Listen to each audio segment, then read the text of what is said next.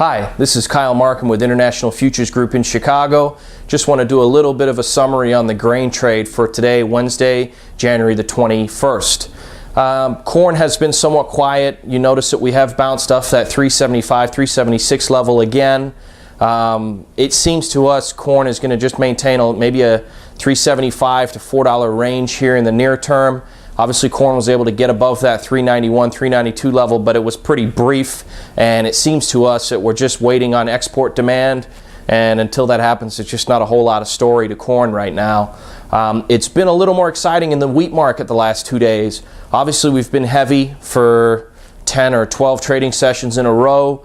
We did trade new lows yesterday, went all the way to 523. We then bounced, and the market was able to firm up into the close, was then strong again in the overnight.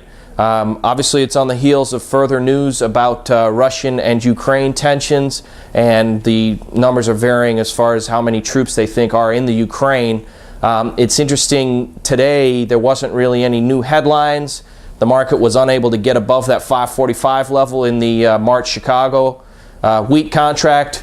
Ran out of energy and kind of just drifted lower, and then it did get sold into the close. You would obviously note Minneapolis was leading us to the downside, and the Kansas City has given back about a dime to the Chicago in the last 2 sessions. So we've seen March go from 45 to 35.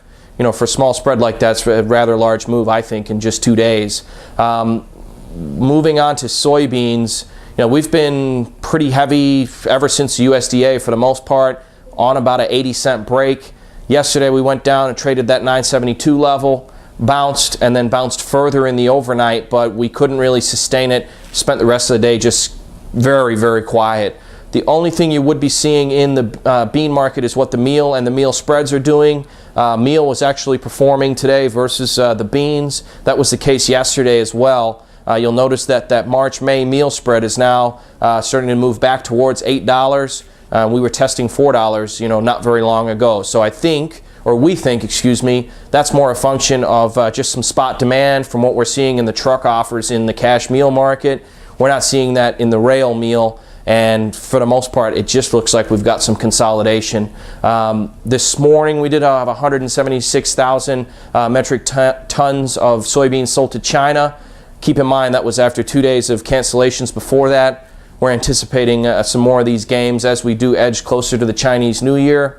For tomorrow, we have no exports. That will be delayed till Friday because of Martin Luther King Day. And at this moment in time, there doesn't appear to be a whole lot news shaking the market. So we'll just see if corn can remain range bound.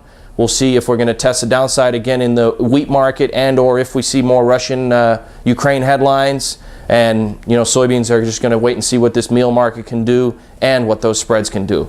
Thanks for listening. This is Kyle with International Futures Group in Chicago. Don't hesitate to give us a call if you've got any questions.